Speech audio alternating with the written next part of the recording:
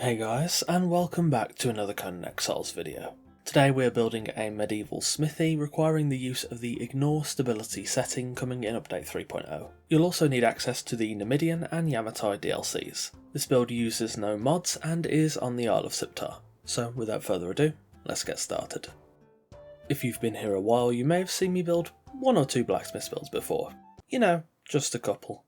However, with the new Blacksmith placeables coming in update 3.0, I thought I'd delve into the topic again with a more modest medieval approach. This build begins off particularly fiddly as I'm using the pillar trick to frame the design and get a proper feeling of structural integrity. Ignore stability loss definitely makes this process immeasurably easier than usual, but it's definitely still fiddly at the best of times. However, once that was done, I could then place down the Nemedian walls to create the foundation. Contrary to what you may glean from the architecture, this build is designed for a Conan blacksmith, a bit of character that I'll be adding with the decoration. Once I've completed the relatively simple ground floor, I'll also decide to do the pillar trick on the first floor for the living quarters, which proved to be just as frustrating. However, it's all worth it in the end.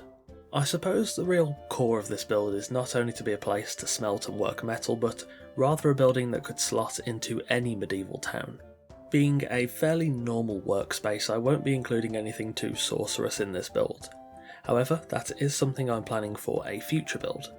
If you're not too familiar with the larger lore of the Conan universe, the Khitan are known to be powerful sorcerers, and that's something I want to capture with another build in the future in a suitably epic style, though I am definitely going to need to do some research on their culture and traditional architecture beforehand. This build, aside from the corner pillars, is really quite simple. I use some basic architectural tricks such as the slotted staircase, overlapping roof sections and a dormer window on the roof of the living quarters to jazz things up. But overall, it's a very simple design that benefits heavily from layering the walls and staggering the verticality of the design to make things look more complex than they actually are. This is a trick I use quite a lot to make my designs look more interesting, even when the base plate is about as simple as it can get. So I think that about covers everything I have to say for this build. It's a fairly simple design that keeps things humble whilst relying on the timeless medieval inspiration. If you have any suggestions for future builds, feel free to leave them in the comments below. Thanks for watching, and of course, as always, a massive thank you to all of our patrons for continuing to support the channel. Enjoy the rest of the video, take care, and I'll see you soon.